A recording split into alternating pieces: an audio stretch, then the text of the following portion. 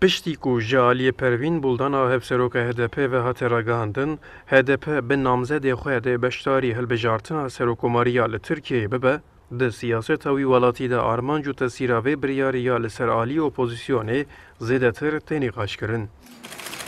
Li gorî hin şîrovekarên siyasî biryara HDP biryareke stratejîk e û bi vê biryarê peyameke siyasî tê dayîn aliyê opozisyonê.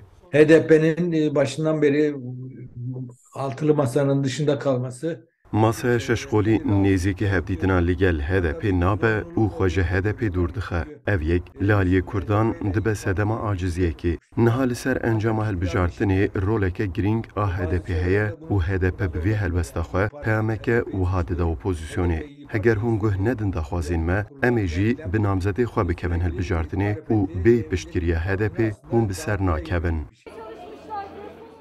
Masaya şeşkolîya ku serkeşiya wê CHP dike, hêjî namzedê xwe diyar nekiriye, lê bi nêrîna hin pisporan serkirdeyên opozisyonê ji bo diyarkirina namzedek dê helwest û rola HDP jî berbiçav bigirin. HDP'nin tutumu masaya diyor ki Serkirdeyên siyasiyên opozisyonê ku di masaya şeşalî de kom dibin wiha difikirîn. Piştî ku me namzedek diyar kir, HDP jî dê li gor vê helwesta xwe eşkere bike.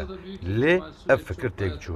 Niha HDP fişareke siyasî li ser masaya şeşalî dike ku daxwazên wê werin dîtin û namzedekî diyar bikin ku pirsa Kurd çareser bike. Lê li ser pirsa Kurd tu xebateke opozisyonê jî nîne.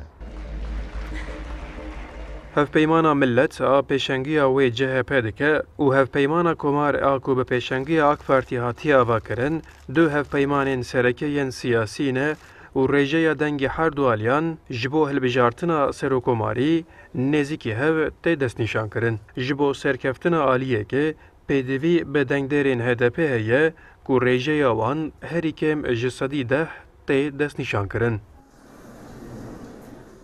Ercan Dağ, Kurdistan 24, İstanbul.